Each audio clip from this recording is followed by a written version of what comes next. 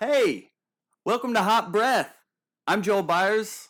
This is Sean Patton. This is your weekly guide to comedy mastery. All right.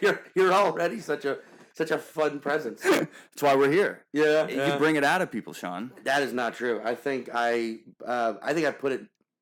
I think people bury it around me. They bury their enthusiasm. Yeah, I don't think I put. I think I put out. I think I have resting, not dick face or big face. I think I have resting, like boring face. No. Like I don't think I don't come across as a very interesting guy just by looking at me. I think you look at me and you're like, oh, that guy's trying real hard because he's boring. Is this your OCD kicking in right now? Yeah, absolutely. That's exactly. I'm convinced I'm the most boring human being on the planet Earth. Even though you're one of the best comedians. But I feel like that's the balance. Is the rest of the time I'm just the most boring. Like sometimes I just want to sit in a room and look at a wall and not do anything. I just want to for hours. I'll wake up in the morning sometimes. It'll be hours before I actually I'll sit up. Like if you did if you had a camera set up in my bedroom and there was like an elapsed time thing, you'd see me sit up and then the sun would move at 2 inches before I got up and left bed. And that's beautiful. I love it. You'll just sit there. Just sitting there, just letting it's almost like I'm downloading information or processing things I've downloaded, or I don't know, man. I call it brain time. Yeah. Where in my justification of it is my brain is relaxing. Because do you still do your 90-minute walks? Do you still do the morning walks? I do. I probably walk more than 90 minutes. I average, according to Fitbit, right here. Product placement. Not sponsored, and I wouldn't accept that because I'm not about corporate funding. Just kidding. I'm absolutely am. But actually, what's funny, and this is not. I'm not the first person to say this. If you wear a Fitbit on stage, it you see how physical of a comedian you are based on how many steps it said you walked.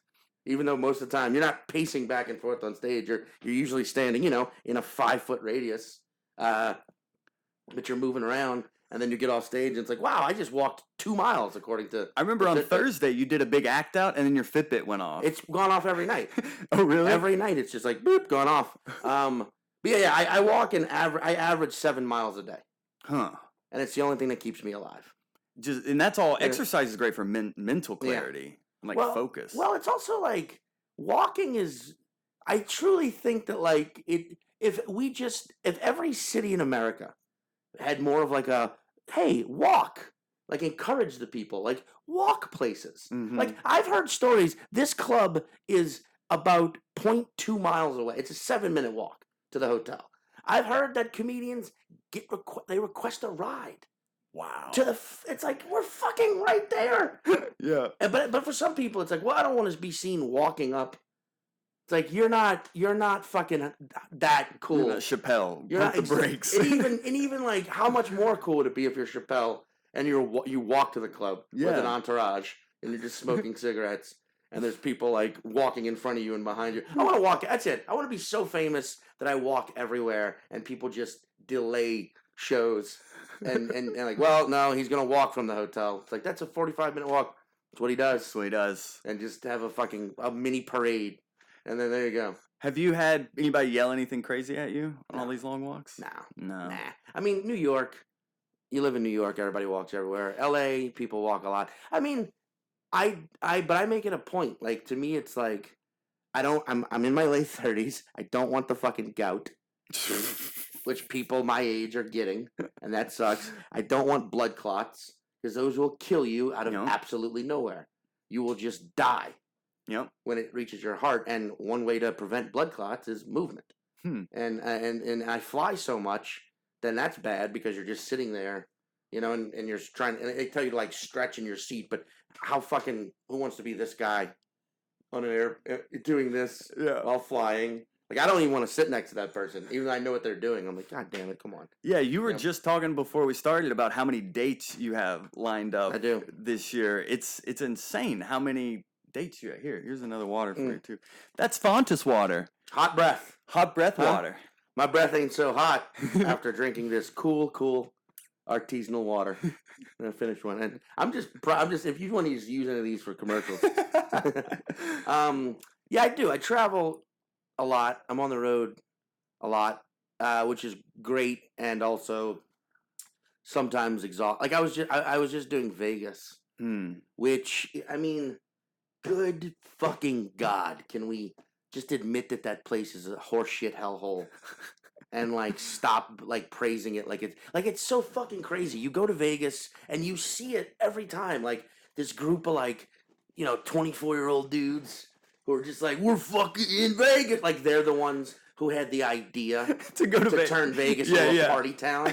Like it was before we got here. This was a shithole Christian dump, and we're gonna turn it into a fucking madhouse.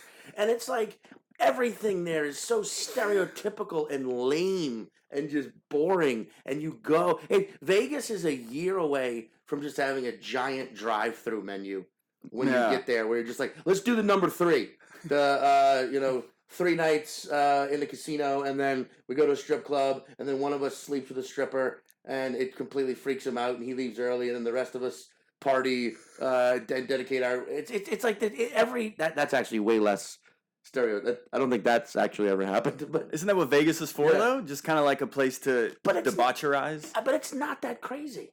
Like it's casinos, it's late night bars, and it's strip clubs. And there's sex workers, and there's high end gambling situations, and but it's not that interesting. I'll give you okay. Here we go. We're there. I saw there was a MMA fight between Ryan O'Neal and Luis Gomez, 2 comedians, right? And they were doing an MMA fight in fucking Vegas. As something part of Jason Ellis. He has a thing. Ellis Fest, look it up. Anyway, so they fight. It's interesting to watch because it's 2 comedians who've been training for a year. So like for the first round, they're just beating the shit out of one another. And then the second 2 rounds, they're just basically tossing scrambled eggs. They're both just out of energy, but it's it's interesting to watch. Lewis wins. Anyway, we end up at this after party in the hotel room, and there's just a topless woman, right? And she's just walking around like serving drinks and like refreshing your drink and being flirtatious. And then there's this dude who's like her handler, you would say, walking around with her. And she comes, she refills your drink, and then she walks off. And then he comes over and he's like, hey guys, I'm just saying, feel free to tip. You know what I mean? You guys are acting like there's not a hot, beautiful babe with her breast hanging out. You're in Vegas. I mean, you know what I mean? Live it up a little bit. And that's Vegas in a nutshell for me. Wow. It's like, I get it. Yes, there's a woman, her breasts are showing, and I'm supposed to be like, whoa, dude. But instead, I'm a little, that's unnecessary. Yeah. But you're being paid to do this. I get it. And then this guy's pretending like, how is this not the hottest shit you've ever seen? It's like, because it isn't. Yeah. It's a topless woman serving drinks. It actually feels way creepier than it does. It feels sad cool. almost. Yeah, exactly. Yeah. And that's Vegas in a fucking nutshell. It's everyone goes like, how is this not the most insane thing you've ever seen? It's like, because it isn't. Because you've been telling me about it for 20 years, and you've hyped it up too much. It's not that fucking cool. Well, and anyway, sorry, good. No, that just made me think of last time I was in New York. I was walking by a strip club with some comedian friends, and the guy at the front just goes, hey, you want to see some tits or what? Dude, as we were walking by, it was like one of those comedy barkers, but it was for a strip club. The only city, in my opinion, Atlanta does have, like the Claremont. Yeah. Like that's an interesting place. Yeah. Portland, Oregon, the strip clubs there are very, you wouldn't think so, but very feminist. Like you don't feel I don't feel, okay, you walk in, they're all bars, like the Claremont. It's just a bar. Mm-hmm. Similar situation. There's not lights everywhere. There's not mirrors everywhere. There's not fucking, the DJ's not like, hey fellas, get your fucking boners ready. It's very chill. And like the women are in control, and they've unionized apparently. So like the strippers in Portland get like health care and shit, and like you go and you feel like you're on their turf and they're getting naked for you because they like you. They're like, oh, okay, you're cool enough to come in here and be civil. All right, I'll get naked for you. Whereas every other strip club feels like, come on, dudes, get a fucking load of that. And you're like, that's kind of fucking weird. To be honest, I'm not comfortable. You go there and it's a little more like, all right, I'm cool. This is your decision? Cool, here's some money. And something about that dynamic shift, whereas I guess my point is Vegas. Vegas feels like a giant strip club that you kind of don't want to be at, but you feel like you have to think is awesome. You must have been to a lot of strip clubs. Like you I close. grew up in New Orleans. Yeah, I mean, you're the show you closed on Thursday was on a story of going to a strip club. And I'd be interested, like you're a great storyteller. Yeah. And I've heard you describe storytellers as almost it's like a treehouse. Oh no, it's like oh, that's wow. I can't believe I told you that one. To me, a good story is it's like a tree. The seed is the event, and in order for it to grow, and the tree is the story. And in order for that tree to grow, it has to be planted in truth, which is the earth, which you get that. But it has to be rooted in truth. But when it grows, who knows where it goes? You know, who knows how the branches grow and how many leaves it has and how tall it actually is and what kind of tree it even is. So it's like when I feel like when you're telling a story, because people ask you, like, is that true? And it's like, absolutely. This happened. How I tell it, you know, the imagination took that. You know what I mean? And I feel like that's important for storytelling because I've seen stories before where you're like, I think did that happen? Right. And you can always tell because like a tree, if a tree's not fucking, if you don't plant it in the earth and you plant it in some phony, pesticide ridden pot, the tree's gonna grow weird and die immediately. Yeah. You know what I mean? So you can kind of tell if you hear a story that's just kind of like that was a dumb story. It's probably because it wasn't true. Well, how do you like the story you told? It's like you go to a strip club, you fall in love with the stripper, and then you get kicked out, and the reveal is for crying. Yeah. So okay, is that what happened? Pretty much beat for beat. So then that's actually that is a story that that's I didn't have to doctor that up at all. That's why I didn't tell it forever because it's kind of humiliating. And it's about the time when I was 21 years old that I didn't even realize that I was fucking moved to tears. By a stripper, but also because I was so fucking wasted. But I don't take anything from her. I never saw her again. They didn't let me back in. You know, ever. Well, when the guy was like, "Hey, you're crying," I was like, "Oh, you're right," and I was also just like, "Yeah, I'll go now." And I never went back to that strip club. You know, but it was in my hometown. It was like, I mean, I grew up in like a suburb of New Orleans, Slidell, Louisiana. It was like the Staten Island of New Orleans. And like this strip club was just there in the middle of it, and then New Orleans is half an hour away. So, you go to them, and it's an interesting thing, man, because it's such a point of argument because some strip clubs are fucking shitholes that treat the strippers terribly, and you can tell when you walk in. It's got a weird smell to it, like comedy clubs, right? And some of them are great. Some of them where they treat these women amazing, and some of these women make fucking bank doing this. But then there's a weird thing of like, but how did you? I have a lot of conflicting thoughts when I go into a strip club. So that's a story you said you pretty much did beat for beat. Yeah. So like another one you had was talking about your Uber driver saying, would you rather know when you die or how you die? Okay, here's a prime example. Yes. It wasn't an Uber driver. It was a Lyft driver. Okay. Okay. But Lyft isn't as popular as Uber. Huh. You know what I'm saying? Okay. Like Lyft doesn't exist in Europe, for example. Or not to my knowledge yet. But so when I tell that joke in Europe, it's like, well, just say Uber. They'll understand what Uber is. Okay. And yeah, there you go. I used to be against that. I used to be so against like changing details just for the sake of the region. But you realize you're fighting up a hill with roller skates on. It's just it's just a pointless fucking battle, Yeah. It's like if I say Lyft, they don't get it because they don't know what Lyft is, and then what? Then I explain what Lyft is, or just switch it to Uber. So when that happened to you, he says that, and then are you like, okay, here's a joke, or like later on you're like, oh, I remember when this happened, and then you take it from, hey, this happened, and then you take it to like an absurd place. You really go far with it. Okay. What happened was this: we were driving, we were in L.A., right? And like I said, I'm in this car, we're just driving, and the guy, as we're getting to a stoplight, someone runs, just beat like woo, and it wasn't a close call, it wasn't even a thing. It was just one of those like someone sped through, and we both kind of like reacted, and I said, "Man, close one. I'm glad you weren't in a hurry." And he goes, "I know, man. I mean, it's crazy out here on the road." And then out of nowhere just goes, I mean, think about that. Would you rather know how or when? And I was like, how or when what? He's like, how or when you go? And it was sort of a moment of like, and then we both laughed about it, and it was like, ha ha ha, and we didn't really talk about it after that. Because I was like 2 blocks, it was like 2 more blocks, and he dropped me off.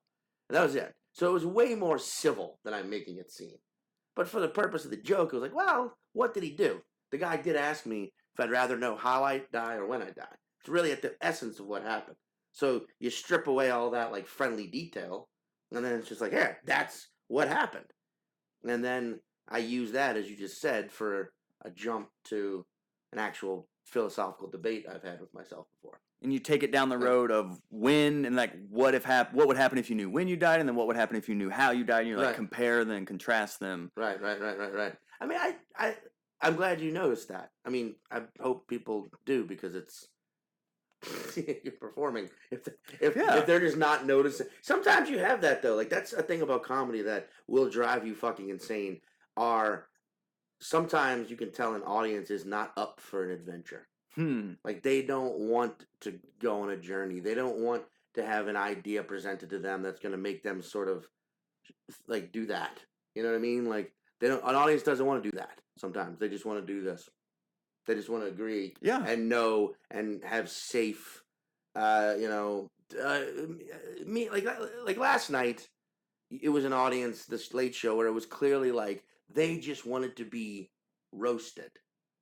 You could tell, and I fucking hate that. You get audiences who come to comedy shows, and when you hear them like, "Ooh, let's sit up front," and you're like, "Oh God, why, why?" And it's the same boring shit. You know, it's the same like, "Oh, let me guess, you're dating. Oh, how long? Oh, what's it like? Who's the dominant one in the bedroom? Oh, cool. Isn't this amazing? Oh, wait, you've been dating how long? Because she says it's this long. Get your facts together, buddy. Who makes more money? It's like the same bullshit over. Oh, are you not dating? First date? More like last date. Right. Oh, cool. Where'd you meet? Tinder. She says you met. What? All the tropes. The miscommunication between males and females. And sometimes that's all people want, and I don't fault them for that. I don't fault them for that. I just feel like, just take a second and go, wait a second. What's this person have to say? And sometimes it can take you on a fucking journey. And sometimes, like, I don't know, like, to me, I'm not one of these people who, comedy should be funny first and foremost. But I believe it's got to be a unique type of funny. And, like, to me, there's something more rewarding, obviously, as a performer. But I think also as an audience member, if someone takes you somewhere you just don't normally go. And then you laugh through that journey where you're like, man, look at this.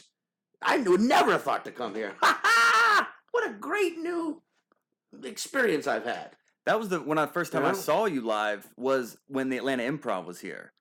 And man. That was back when you fell in love with the Israeli yoga instructor. Oh, man. Way back when. You know about that? Oh, yeah. She was also a clown, yeah. She was also a professional clown. You know, you did you know why, did I tell you why that we're not? No. Did I ever tell you? Wait, when did we talk about the Israeli? We have never talked to each other until just now. No, about the yoga instructor. When did we talk about that? Did we have. Me and you haven't. Where did you hear about that? Oh, on... There's another podcast. On the Crab Feast?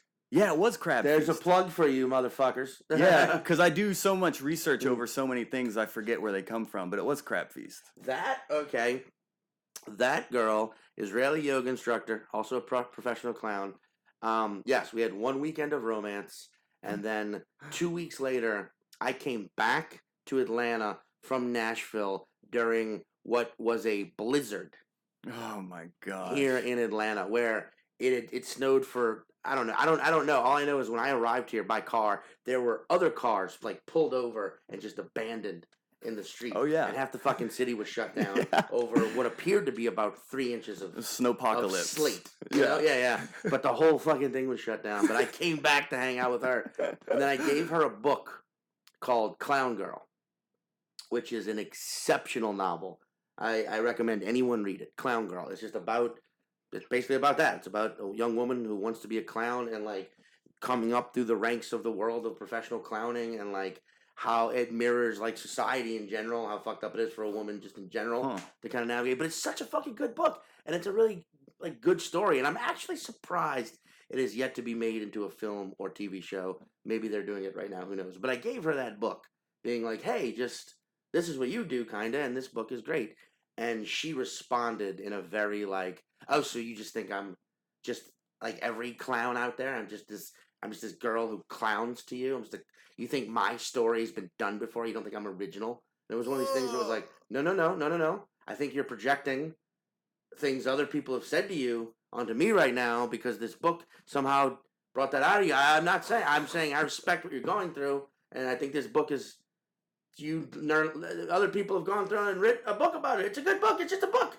And she just wouldn't. It like a wall was immediately thrown up. Oh, and that was it. That was the weekend. That was the end of that. The Israeli clown girl and I. Did you stay? No, that like as soon as you met her, you're like, I got you a book. It was like the next morning. We like hung out. Okay. I was like, okay, well, I'm gonna go then. Off a book. It was weird. That's it was very impressive. But sometimes, like, I don't like look, especially in the creative world, like some people carry a lot of baggage into it. True. Because you're told all your life, like, that's stupid. Why would you do that? Why would you, I mean, for talking about having dreams is great for a Nike campaign, but, like, it's also fucking hard. Like, it's a hard thing to do, and, like, and I imagine especially her, or just I imagine just being a Atlanta born and bred Israeli girl, getting both sides of that, getting is pressure from probably her Israeli side of her family and the southern side of her family to do anything else but be a professional clown. Right. You know what I mean? And like and this is anyone in the artistic struggle. Like you are carrying baggage into it. Your parents don't like it. All of your friends are way more successful. And kind of give you shit because now you're in your late 20s, early 30s. It's like, I mean, are you still doing the thing though? Yeah, your comedy skills. I'm just saying, man. Like, hey, if you need, talk to me. If you need, I can hook you up. I can hook you up in the HR department or whatever. Yeah. It's like, fuck. So you're carrying all this like baggage, and every now and again, something brings it out of you.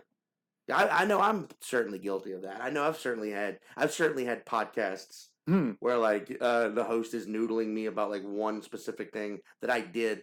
That I hated that I did, but I did it because you're trying to climb up the ranks, and you look back at it as a mistake, but you did it, and this is all this one person wants to talk about, and then I just fucking vent, 16 months of pure frustration. Ooh, like what? Like what? Like what? Yeah. Well, you know what I mean? Like, it just happens. Like, yeah. So I don't fault anyone, but yeah, that was the end of the... Yeah, but anyway, I'm sorry. That Atlanta Improv. You talk about taking a walk. We are just but that's why I'm such a fan of your comedy though, is because and when I saw you at the Improv, I saw both shows, an 8 and a 10:30. Yeah. And both were completely different, and I have no idea what was improvised and where you were just taking us on an improvised journey, or where it was material that was all weaved in. And then even on Thursday again, it's like I don't know what's strictly material, and I don't know what is material you're weaving in. So that's something. I mean, I'm 8.5 years in, and that's something that I try to do more and more, is blur that line between what is spontaneous and what is written.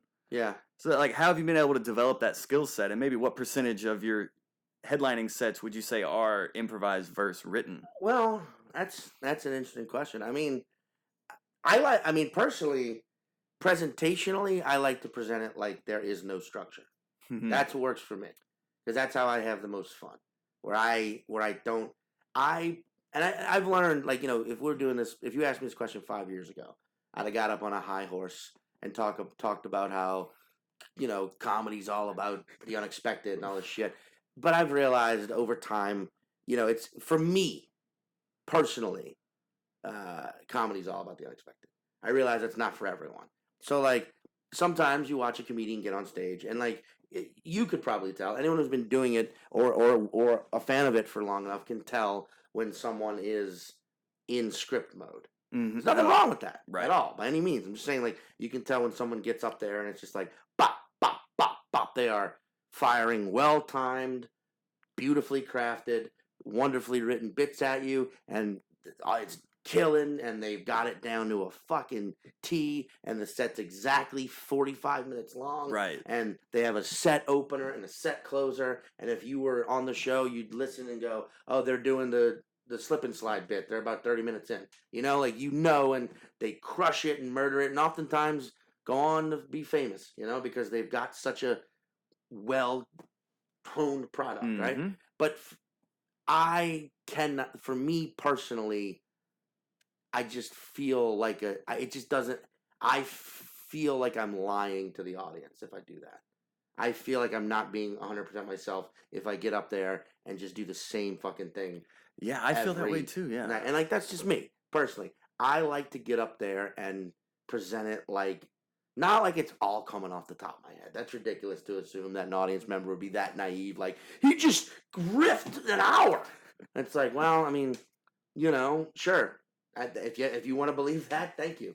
But I like to present it in a way that's like, look, this is obviously just me, and it's coming at you however I'm coming at you. Sometimes I get out there and I can tell the audience is, like last night I've been doing comedy a long time. Last night I completely misjudged the late night crowd. I thought the late night crowd was going to be like, because they were tight as hell for everyone. So I was like, you know what they need? Maybe they just need a little like easing in. So I went up and was very casual at first, and then it was like, nope, that's not going to work. But by the time it was like, oh, it's not going to work, I had no footing. So I spent that entire late night set just kind of fucking coasting, just kind of like, I stayed on my feet, I never fell down, but I never was firmly planted, right? And that sucks. But in that situation, I will usually go harder at the audience. I imagine it if like if at that point it's like a fist fight, or it's like at that point if it's like a dance, for example, it's capoeira. Like you've got to, you know what I'm saying? Like there's no like we're not gonna touch. We're just kind of moving and trying to keep away from one another, but at the same time make contact. And I feel like that's different for every single set. I can't treat every single set the same way. It's different people. There's a different mindset. There's a different sort of, sometimes, and I'm sure you've seen this, and anyone who's been around comedy as long enough has seen this, sometimes the audience, it's not that they don't like you, it's that they're a room full of uncomfortable people.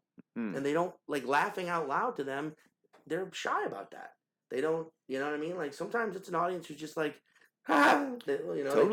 Something about laughing out loud, making a sound, isn't on par with what they like. So they're shyer, they're quieter, and a lot of comedians will berate them for that. Be like, what, do you guys not get jokes? And the problem to me when you do that is now you're making them feel more self-conscious. Yes. So then by the time you get off stage, they just don't want to be in the room at all. So I'll never berate an audience for not laughing. If they're not laughing, I just roll through it like they just died laughing. But then sometimes you get in front of a crowd that is, something just clicks and they get it, that they're part of the show together, and like though they'll never speak to one another or ever probably see each other again, in that moment there's just like collective subconscious understanding that they are a team and they need to come together and support you, the reason they paid money to be in the room. Right. And those are amazing, where they just get it, where they'll take the journey with you. They'll laugh when they can tell you're having fun sometimes. Sometimes they'll just laugh because they're like, man, look how much fun that comedian's having. And then they'll really listen to the bits, and they'll get all those little parts that you've only ever been the person who's laughed at. Like, I'm the only person who finds that funny, but I'm still going to say it. And then you say it, and this one time they're like, ha! And you're like, who are you? Who are you people? Do you exist? Did I sustain a head injury, and this is my version of heaven? I'm just trapped in this show forever? Yeah. Great. But oftentimes it's a mix of the two. And there's always a balance. It seems like there's going to be a killer show. Right. I'm worried when I haven't bombed in a while, because I'm like, oh no, there's one brewing. Bomb theory? Yeah, dude. Let me put this in your head. I think that is that's a myth. You think so? I believe so. Okay. I do not think you have to experience a bomb every now and again. I think early on, yes, but at a certain point, it's never like because I used to think that way. I used to always be like, well, I guess it was time to bomb. It's like, no, I don't think you have to bomb so much anymore. Maybe you have to have weird sets. Maybe bits don't have to go over that well. I mean, last night, like I said, the late night show, I ate shit, but my fault entirely. And I don't think it was necessary. I think I could have, with a slight tweak, won them over, but I didn't. I was like, I could do that, but I really want to do this instead. And then when I did that, I was like, whoops. Is it too far gone once Too you far. make that? It was like, Once I went too far this way. Oh, man. I should have just gone that way. But that was a choice I made in the moment, and I don't think it was a necessary outcome. I mean, I learned from that bomb, but What is that way? What was the other way you could have gone? this way would have been just stay with material. Gotcha. This way was swing off of it and just be like, well, what happens? And actually, I'm going to say this. For the first time in a decade, someone actually stood up to heckle me. You hear that so much. You hear comedians say that phrase so much of, I was doing a show and this guy stood up. And up until last night, I would be like, I have never experienced that ever. And I've performed fucking everywhere. I've never once seen someone like, hey, I don't agree with what you just said. And here's something you can riff off of later and make a joke. Like I've never. But last night, some guy actually stood up and was just like, I was just explaining to her because I think you're good, man. Which is one of those weird heckles where he stood up because he was talking, and I was just finally like, wait, I'm sorry, what were you saying? Because I can't hear you because I have the microphone, right? And he just stood up and went, I was explaining to her what you just said because I think you're good. There was this weird aggressive like, all right, but he stood up to say it. And it was like in my head, I was so blown away. I was like, someone finally stood up to heckle me. And you've been doing it like 16, 17? I've been doing stand-up for 17 years. Okay. I've been only professionally headlining for, I'm about to make 8 years. So, yeah. Congratulations. Well, thanks. Yeah, thanks. Right here in Atlanta at the Punchline. Right here in Atlanta, man. One of my favorite cities to do comedy in. Oh, why is that? Atlanta, I think, is one of the few actually diverse cities in America. Like, actually diverse. Like, I feel like when I'm here, I see it across the spectrum of people. You know, you see, there's white people, there's black people, there's Asian people, there's, you know, the people of color sprawl is very, like, I feel like it's, you know, a very gay friendly city, but it's also interesting because it's to my knowledge, Atlanta is the gayest city in America, right? I think it was voted that, yeah. But there's still people, you'll be on stage talking about a gay situation or just, not a gay joke. I have a joke about a time I tried to be gay, right? Which happened roughly 13 years ago. But it's a joke that, like, ultimately for me, it was an experience that made me sort of respect people more, right?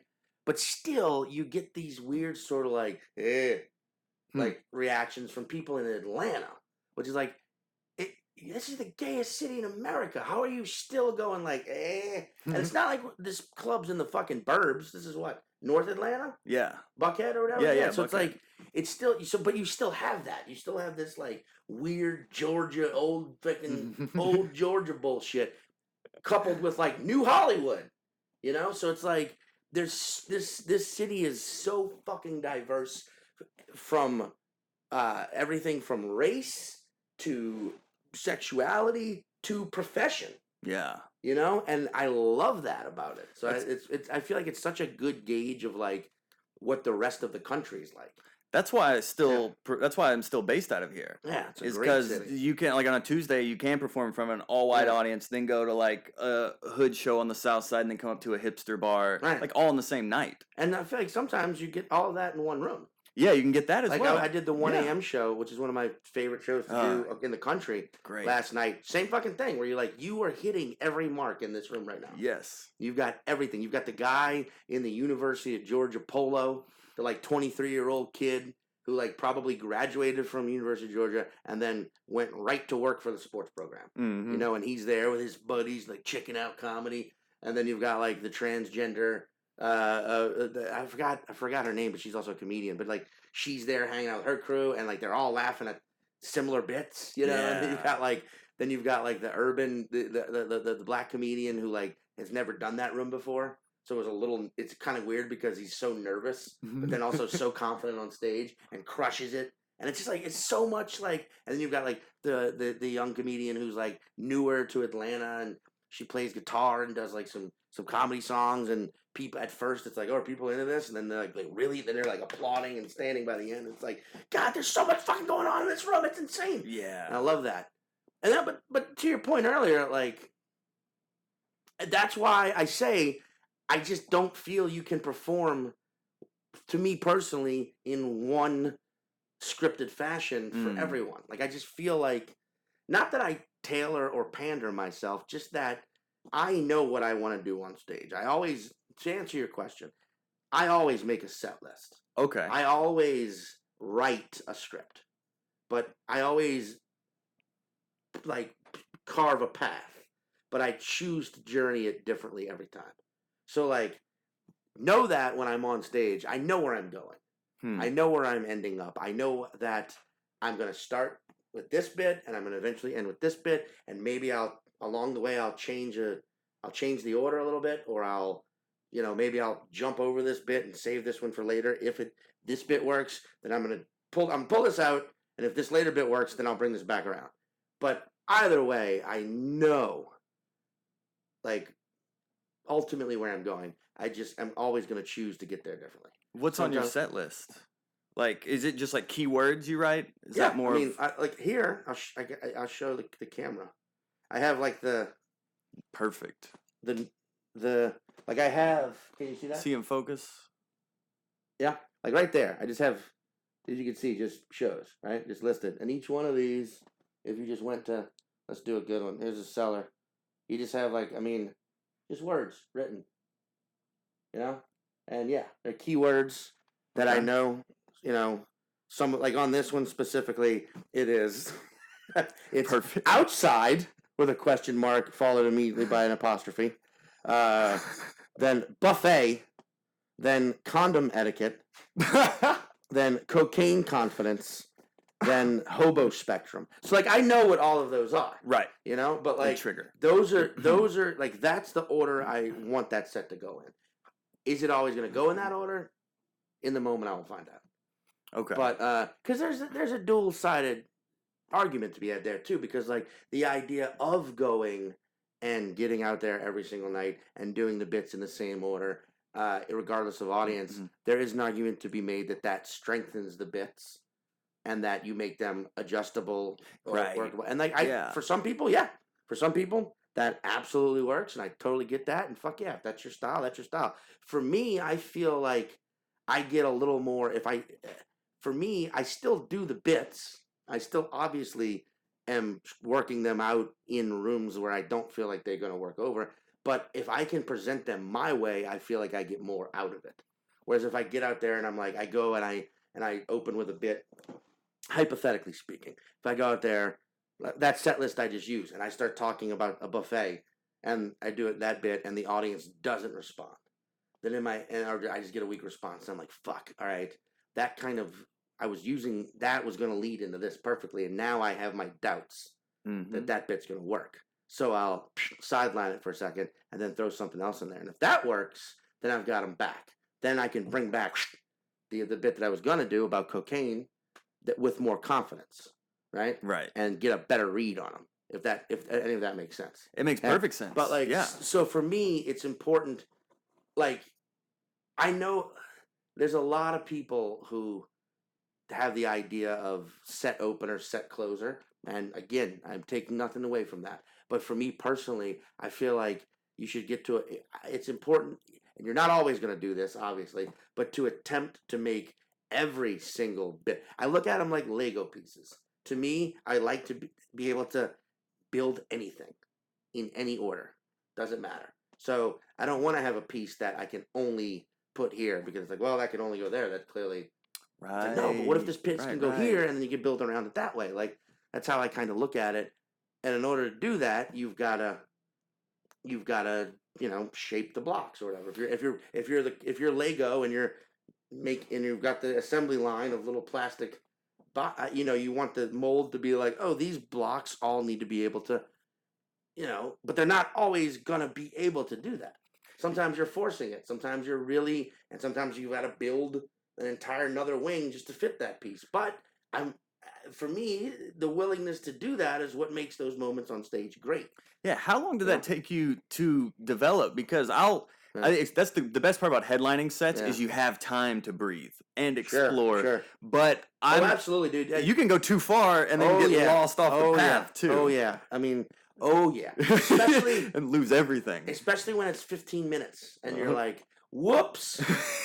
I led you down a 12-minute path after it took me 4 minutes to get the mic out of the stand. Whoops.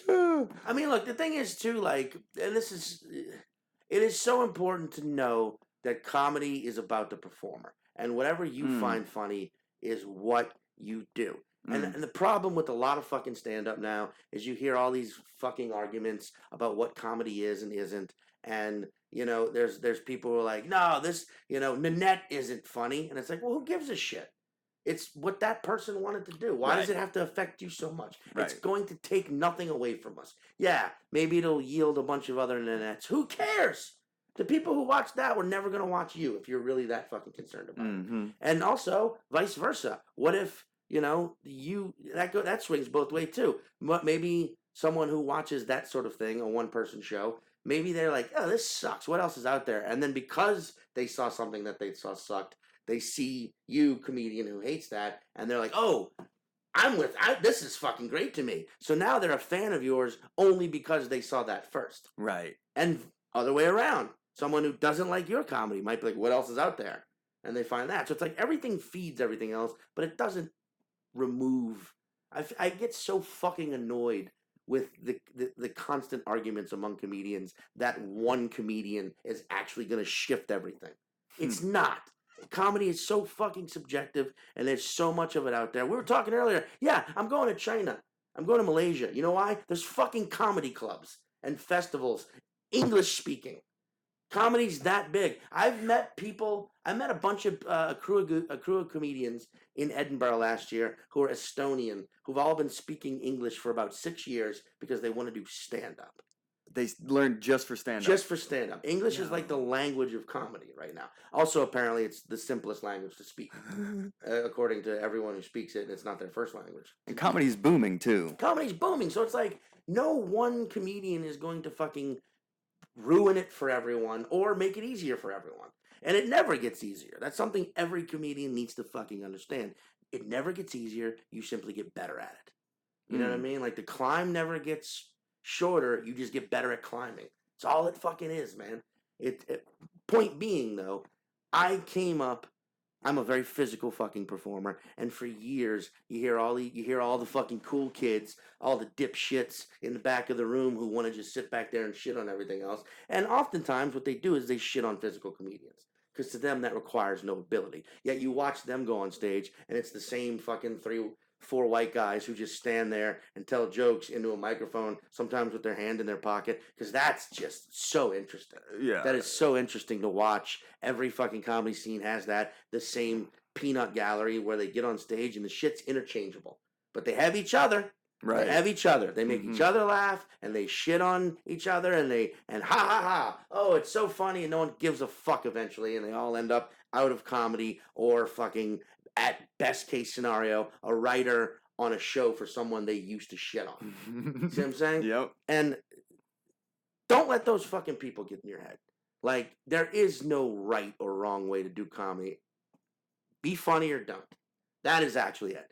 If you're up there and you're not funny, that is the wrong way to do comedy. If you're up there and you're fucking being hilarious and you're making amazing fucking points that make people laugh out of dark, twisted shit that we all experience in life, that's the right way. If you're getting up there and you're just being a fucking yoink and you're not saying anything funny and expecting people to come to you, and remember, it's making people laugh.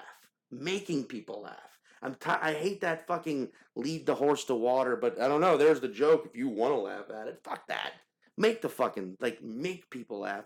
Anyway, I get real worked up about this. No, please, that's what this podcast is, though. But yeah. Point being, like, being funny, there are so many nuances to it and so many different approaches and it can be done in so many different ways, and whatever's unique to you.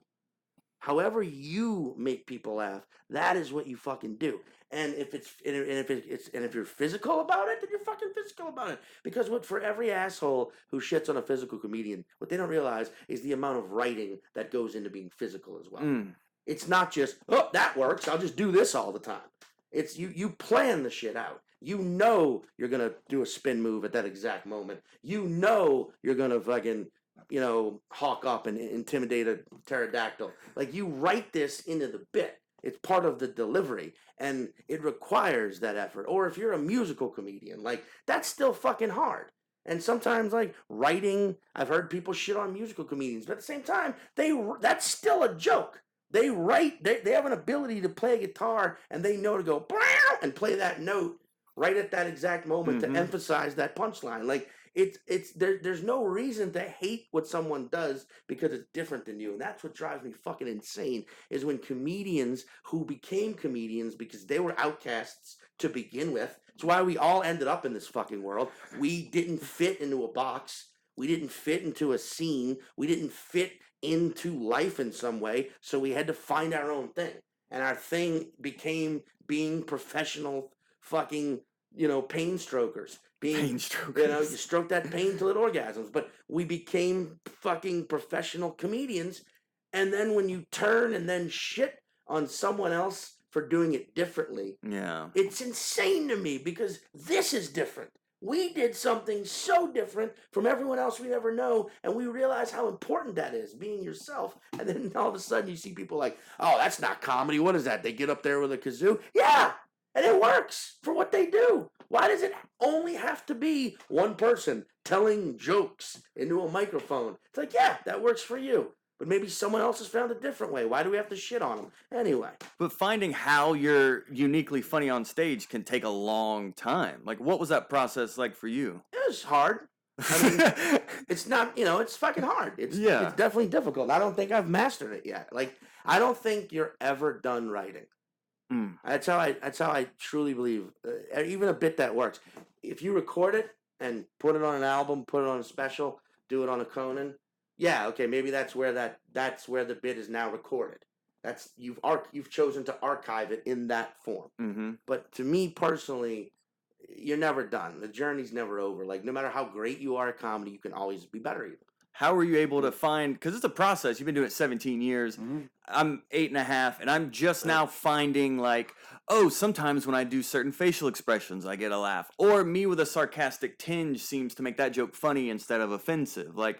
Yeah. Is it paying attention to those little cues? Like, what kind of tips do you have for comics on finding how they're uniquely funny? I mean, that's actually a very good question because I'd say, ultimately, man, like it's different for everyone. But yeah, like recording your sets is important. I find just listening back because you may not know until you've listened back. Like, oh, if I say today. Instead of today, it just works better because it's a bit about the week, obviously. Yeah, but no, like I'm talking. That's a dumb example. But or you listen back and you go like, oh shit, man, pause. That pause. Fuck. Just because I paused, waited, counted to 3 in my head, and then said, shoe flies. Boom, that just sometimes it's that simple. Sometimes you listen back and you don't realize, like, oh, the reason this hasn't been working is because I haven't been giving the audience enough time to fucking take in what I just said, right? And so that's important. Patience is important. And this is something, I mean, one of my personal favorite comedians, Bill Burr, who I know he's a polarizing figure. He's to some people, but like I think the guy, I fucking love him because he just takes these gigantic, he goes for it and he owns it. He doesn't, if he says something that's offensive to some people, he will own it and he will acknowledge that he does not mean to offend. This is just what he thinks, and like I love that about him is that he will fucking say something and you're like, whoa, someone's gonna fucking head's gonna explode because of that, but then. But then he owns it. And you're like, actually. He explains it to where you're like, actually, Even if you are the person he just kind of shit on, you got to respect that he at least owned it. You know?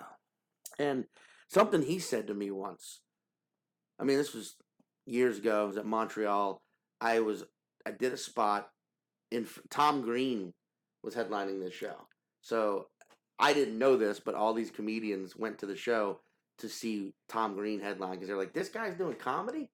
I got to see what this is all about. Mm-hmm. But I was booked doing like a 10-minute spot before him, and Burr was there, and I had no clue. And then afterwards, we're just kind of like in the back area where everyone's watching, and I look over and I just see Bill Burr making a fucking just steamroll at me, and I just like turn my head back to the show. I was like, I'm gonna accept this. He's gonna come over here. He's gonna pull me aside. He's gonna tell me I'm fucking garbage. I'm an embarrassment to the craft of comedy, and if I walk away now, he'll let me live, kind of thing. I was just expecting that. And he walks up and he was just like, dude, come here, and he just so complimentary.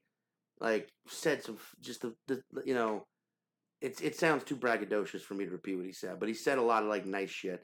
And then the biggest compliment, it was something that like changed the way I looked at it. He's like, I can't get over how comfortable you are with silence. And in the moment, I was just like, oh, thanks. Like I kind of took it as like a backhanded compliment. But then he was like, no, you know what I mean? And I was like, yeah, sure. And I played it off. Like, of course I know what that means. Thank you, Bill. Then years later, we're at the Stand in New York, and he was just there doing a set. And he said that to someone else. He's like, you ever see this fucking guy perform? He's like, dude, this comfort with silence fucking boggles my mind. And then he explained it more. And I didn't realize I was ever doing this, but now it's like, oh man. Basically, like, if you get on stage and you say something and the audience laughs or doesn't laugh, there's always going to be a moment in every show where there's silence, right? There's always going to be whether it's between bits or whether it's you just told a joke and it bombed or you just told a joke and it killed and you're waiting for the laughter to die down. There's going to be this moment where there's silence. And what you got to realize is in that silent moment, you have them, right? They are waiting for your next move no matter what just happened. No matter if you just told something that ate shit, then now they're waiting, anticipating, hoping, because nobody wants to see the performer bomb. So in that moment, you just told a joke and it bombed. And now they're gearing up, like, let's hope this next one's funny, okay? Or you just told a joke that fucking murdered.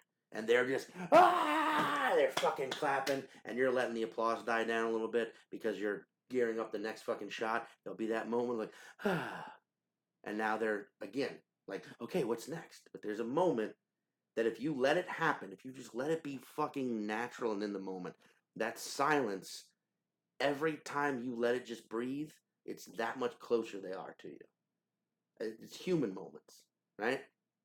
I didn't realize I was ever doing that, but apparently now I pay attention to it. Now it's like I will give these moments their due. I will say something knowing like, okay, they're silent right now. Give it a second. And then hit them with Interesting. a punchline or hit them with a transition or hit them with like a new twist or a tag that sometimes you tell a joke just for the tag. Sometimes you tell a joke just to set up another thing. Mm-hmm. Sometimes I say something because I want them to fucking be quiet. Because I want that moment of like, here's the thing I just said. And they're like, oh, they're listening. They're taking that in. And now I know I got their full attention. And there's the actual fucking joke. Okay. And now it's like it hits them harder. Because in that silence, they've given you their attention. And notice that in a comedy club. If the audience is being rowdy or stupid or loud, stop talking for a second. Notice how quickly everyone shuts up and gives you their attention. Silence is powerful in comedy. And using it, you can achieve such better reactions and you can deliver such bigger fucking punchlines and they'll react so much bigger because that it's almost like that silence gives them it's like their guard drops and their little like whatever you say next is like just penetrates deeper and it's important. However, it's hard to fucking get comfortable in that silence. Yeah, that's what I was gonna ask. Hard. Yeah. And it just takes years of trusting yourself.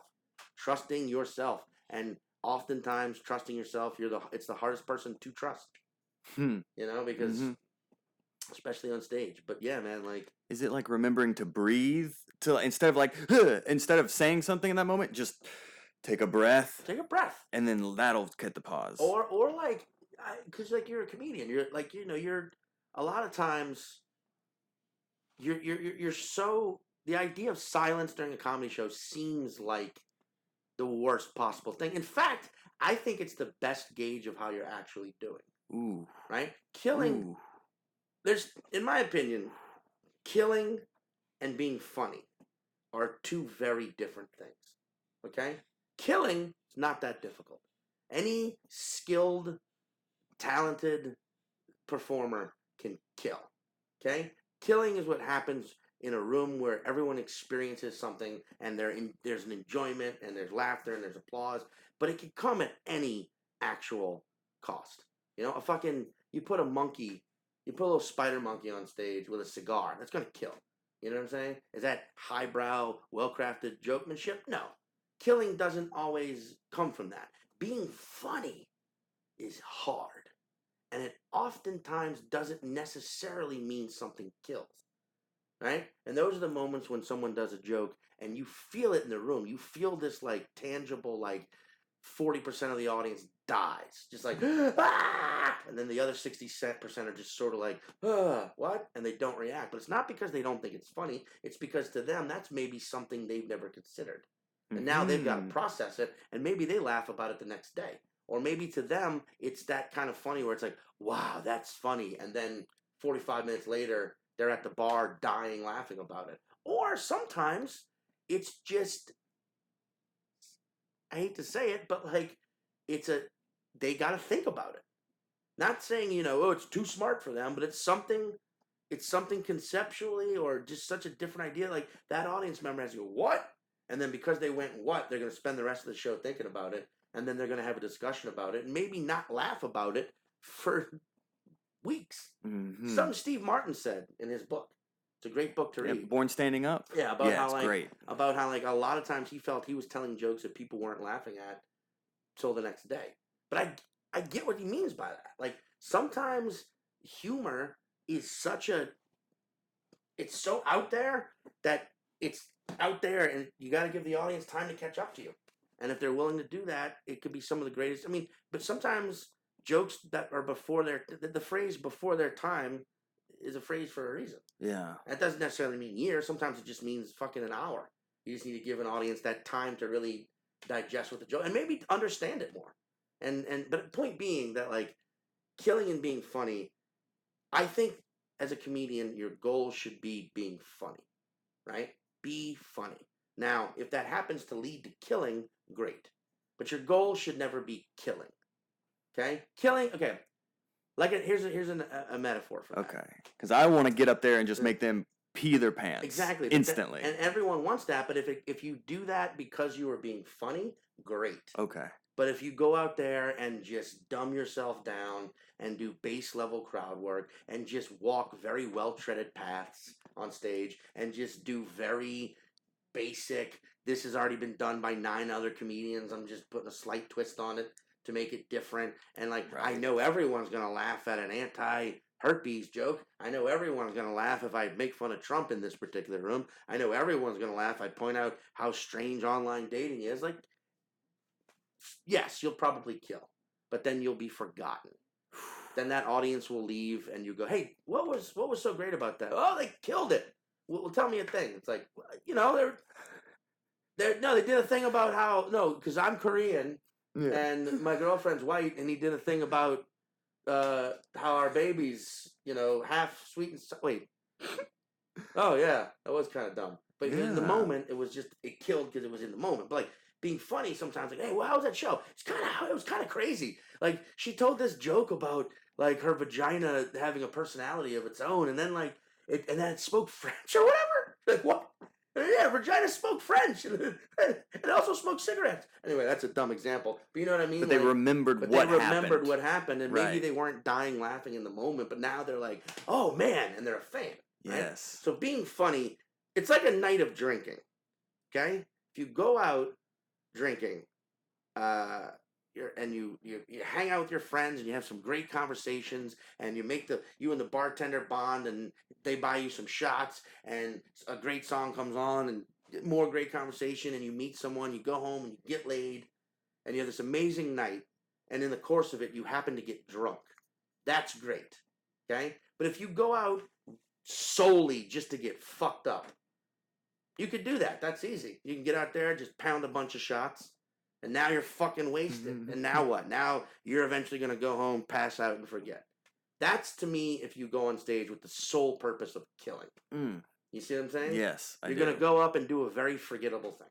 But if you go on stage and try and be funny, that's like going out and having that night. Where, yeah, you're having drinks. You want to get drunk, but on the way, you want to fucking make a friend. You want to have a great conversation. You want the bartender to remember your name. You want to put an amazing song on the jukebox that you didn't realize it, but everyone in that bar was like, oh, fuck yeah. You know? You want to witness a fight and break it up and make friends with both of them, and then they make friends with each other, and then you end up going home and banging one of them. And you want that to happen, and then also at the end of it, you realize, oh man, I'm pretty fucked up. That's great. You went out and were funny, and then just happened to kill because of that. Ooh. See what I mean? So that's me personally. I get it. Some people don't think that way. Some people want to go on stage and just kill it, and just get out there with the very simple, very, Of course. economic. I get that, and more power to it. Yeah. But for me personally, I think it's all about the challenge of actually truly being funny and letting the kill happen because of that. That's why I was so excited to interview you, because you've had all this success, and it all seems it's been by being uniquely you and just being authentically Well, thank you. and like having your performance is unlike anybody else's, and it does seem freewheeling, but then you'll throw out lines like a JanSport full of curly fries. Like it I like that seems line. Thank you. it seems completely just like a shotgun blast, but then when you listen to your word usage and how specific your choices are, you're like, oh, there's computer like precision going on here in terms of it's not just freewheeling. He's actually like dialed in on this moment. Well, thank you. Yeah, I mean, yeah. But then, okay, if I'm being completely honest, a line like a JanSport full of curly fries, in my opinion, is so fucking ridiculously silly that said with any sincerity removes anything funny about it. Like, it's almost like you have to just throw that out there. Oh, it's like it's a throwaway thing. You have to present it that way. Like, if I was just like, guys, a JanSport full of curly fries. It's like, okay, that's an interesting visual, but chill out, dude. But if I'm just like, a JanSport full of curly fries, and let you picture that on your own, let you just roll, like, wait, hold on a second. You say a JanSport full of curly fries? A, why curly fries? B, why a JanSport? C, why would it even come in a book bag? D, do I get to keep the JanSport? E, what kind of JanSport? Does it have a laptop, pocket in it? Then all those questions to me are what makes it funny. Is because it leaves you with this. It leaves something to your imagination hearing that. Like, oh man, there's so much to think about there. Having phrases like that, does it come down to you like brainstorming? Like, okay, a box of curly fries. Okay, a satchel of curly fries. We brainstorm like specific words like that. I sit down I try every day.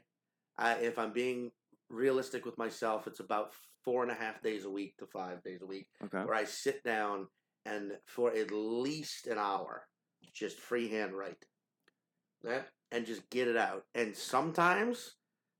oftentimes, it's just crap. It's just, okay.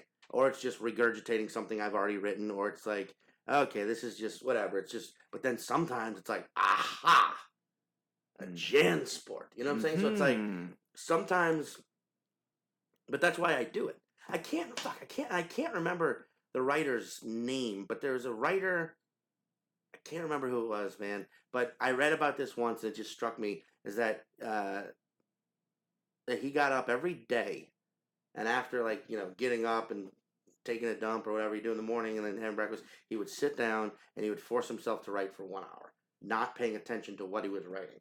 And then he would go run some errands, do some day, and then later that evening when he got home, then he would actually sit down and write, like, for hours. But his whole belief was that, and I guess this is true, subconscious has a lot to do with your writing. You figure out, you actually do a lot of writing subconsciously. So by getting up every morning and just writing for the hour, he kind of kicked his subconscious into gear. So that by the time he sat down hours later to actually work on things, his subconscious had been writing that whole time. Right? Yeah. Now, unfortunately, I'm not as fucking disciplined to get up every day, write for an hour, do my shit, and then go back and do it. But I try. But I feel it's important. Like, and I believe you me, I know some comedians who don't do that. I know a lot of comedians who only write on stage, and they're great, and I'm envious of that. So, you're like, everyone's got their own style. I don't think there's a right or a wrong way to do it. But for me personally, yeah, like, I hate typing. I just don't like it. I'm not, it's not that I'm bad at it. My girlfriend actually types in a way where I think she's fucking with me. where she's just like, I'm like, you're not. There's no way you're actually writing words. Oh, you are impressive. I'm a little slower, but I just like I do too. handwriting. So yeah, like, I do too. I will just, and my OCD, having OCD and being as scatterbrained as I am, it's hard for me to focus when I'm just like walking around, or like but if I have a pen to page to put it to, then I can do that, and then after I've done that, then I can walk, and because I've seen it on paper, I'm a little more focused when I'm just walking around between gigs or just taking. It's a process. The process to me, like the way I perform, is always shifting and changing. So it works for me, but like I know it doesn't work for everyone. Well, before we get out of here, you've been very generous with your time and insight. I've just been rambling. I feel like I've just been shouting at you for the past however long. Like, listen to me. There's so many different planes to exist on. Comedy doesn't just have to be in the goddamn gorge. You could be in a river. You could be on a mountaintop, man. Yeah. You could be a horse or you could be an owl. I feel like I've just been fucking. But comedy is like a headline now. Like, you think Louis C.K. comes back and performs, and then it's like breaking news. I know, right? Like, what is your opinion on that whole situation? I mean, like, that's that's gonna be what it's gonna be. I mean, like, that's I don't think anyone in their fucking right mind agrees with what Louis did. But at the same time, like, what point does casting him out and not letting him back? What do we learn from that? Like, then he just becomes this guy that. Like, think about the fact that, like, for those of us who were like, ah, man, that was wrong. There's a whole fucking world of people out there who are like, he didn't do shit wrong, and they've all got podcasts, and they've all got, internet, like, the Alex Jones, right? And like, Louis could easily be invited back into that world, or into that world to begin with, and then he becomes there. You know what I mean? Like. And then it's like, oh, now he's over there, and they're encouraging him to shit on everything. Not saying he would do that, but, like, why not let him back to hear what he has to say? Right. That's how we learn. Like, he should get back and fucking, he has to talk about this. He has to talk about it. And in my opinion, he has to talk about it specifically, why it was wrong, and what he's done to get better, and how men should fucking treat women. Like, you shouldn't do that sort of thing. And he should talk about that and make it funny like he will. And then fucking maybe some 14-year-old who catches that HBO special or hears that on a podcast, in the middle of the night, is like, oh man, this guy's really funny. And also, yeah, man, you should be more respectful of women's personal space. You know what I mean? Right, like, right. It's like that. There could be some real good that comes of it. I feel like being like, he can't come back yet. It's like, that's just, come on. The guy's had everything taken away from him. And I know those women have also, fucking suffered because of it. And we should definitely hear their story and all that. But also, like, now we should know what he was thinking and how he's healed. Do you know if he talked? Do you know any comedians that were there that night? Do you know if he talked about those kind of things on stage? He didn't. Oh, he didn't do any of that. But also, from what the guy hasn't done stand up in almost a year. Oh my god! You let him get his sea legs back. Can't even imagine that long off. Like, let him get his fucking sea legs back so that he can talk about it properly. Yeah, to get get confidence on stage again. Like, it's a muscle you got to work a lot. It's definitely like, it's a controversial thing. I mean, like, it's also, there's so many. I mean, it's fucking ridiculous what people want to go after. You know what I mean? Like, and at the end of the day, like I think there's a difference between, like, to me, it's all about the joke itself. Like, if you make a fucking offensive joke, I'm more about, like, well, if it's cheap, shitty, and stupid, then I'm not on board. But if you tackle a topic that can be deemed offensive, but then have some creative, well-written spin on it that leads to an actual angle or opinion that is funny, then it's like, no, let him go at that. Do that. We should all be trying to do that. We should all be trying to make the darkest things about the human condition funny so that we can all kind of accept it a little more and move past it and develop the strength to overcome it when faced with it, because we were able to laugh at it at some point. But laugh at it for real in a way that's not like, ha, fuck you. More like laugh with it and then rise above it. Yeah, that's like on your website, to like expose the flaws or laugh at our flaws as humans. What does it say? It's expose the beauty of human flaw. Yeah. I mean, yeah. I guess if every comedian has like a mission statement, mine is to be like, look how fucked up and ridiculous I am, and I'm okay with it. And if you feel fucked up and ridiculous about who you are, you can be, you can too. Yeah. You can be okay too. I think I'm okay. I'm mostly okay. You be better than me. This has been great, dude. Thank you so much for doing this. Having me. Yeah, before we get out of here, is there anything else you want the world to know? If you go on my, when does this come out? It'll be out probably in a week. I release them every Monday, so probably the next Monday. Oh, perfect. Yeah. If you go on my website, which is Sean Patton, MESEANPATTON.com, I am touring nonstop for the remainder of 2018. Come to a show. I would like to see. I forget that there's a camera there this whole time. Yeah, right there. Yeah, come to a show. I'm working on this new hour that I'm filming. Hopefully by the end of this year, we'll see. Great. But come out, do a show, come talk with me, but don't talk with me during the show. Do it. Wait till after the show. Yeah. And yeah, just come. Just right now, I'm just touring constantly. So just come out, come to a show. I'd love to see you. I'm all over the fucking map. So let's do it.